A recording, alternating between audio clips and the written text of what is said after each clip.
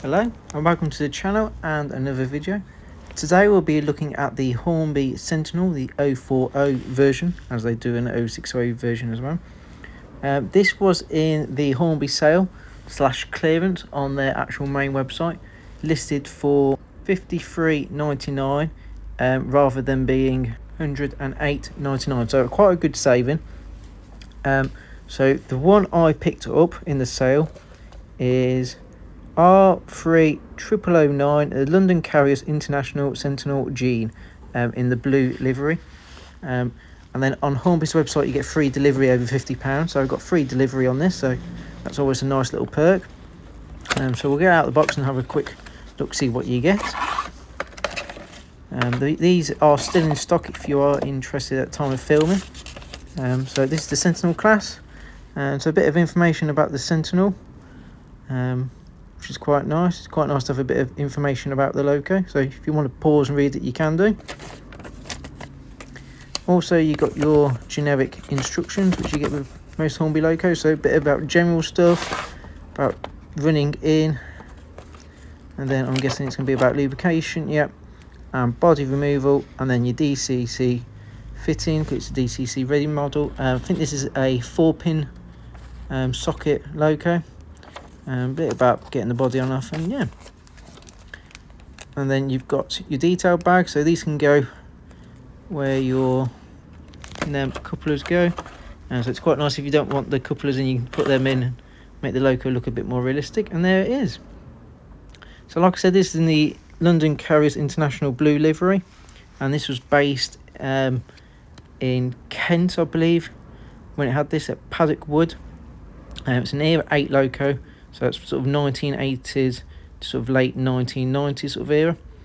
But it's quite a nice loco. It's got by feel it of a die-cast lower body. It's quite nice.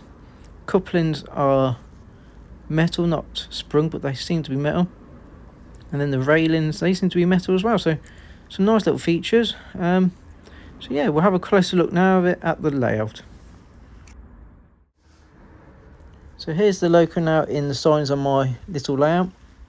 Nice little loco. So overall, I'm really impressed with this for just over £50.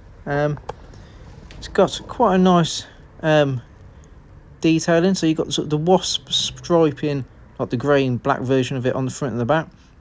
You've got the blue coupling rods, which look quite nice. So mainly a blue livery with a bit of white on. As you can see, there's a bit of detail inside the cab. The cab floor is quite high up, but some of the gauges are picked out, which is quite nice.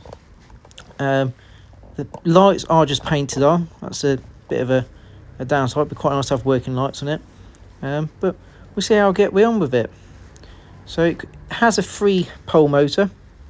So just run it up and down my sides. I will be honest, my track isn't the cleanest. I should have cleaned this before testing this, really, so it might get stuck in a couple of places. So just give it a couple of nudges, but we just need to run this in, see how we get on, and hopefully we have a good little runner. So I'll leave this now to run in half an hour in each direction, and then we'll come back and hook it up to some rolling stock and see how we get on.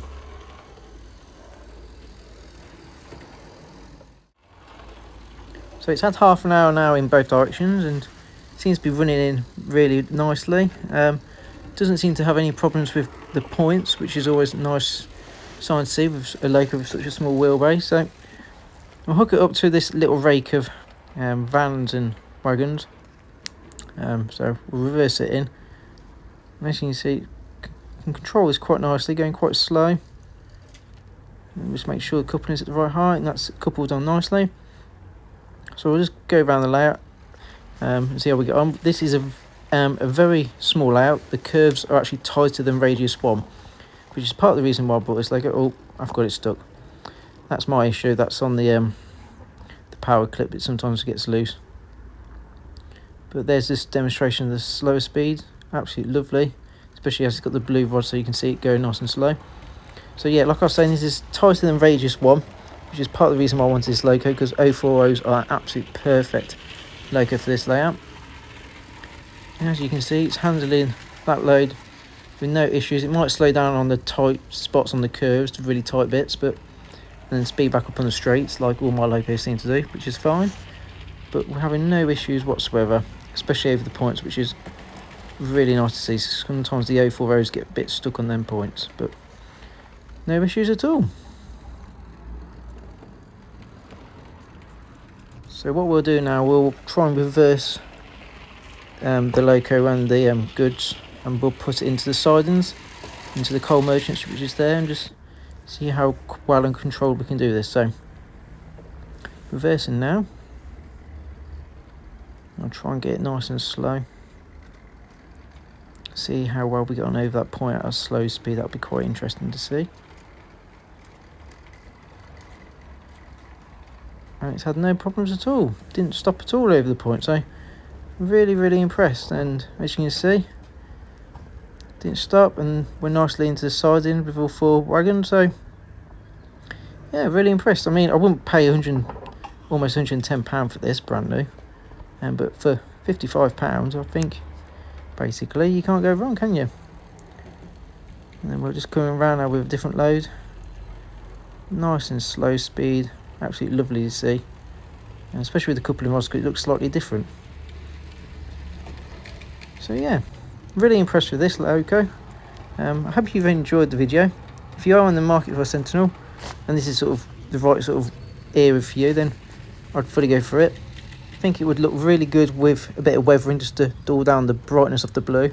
But some of you might like the brightness of the blue.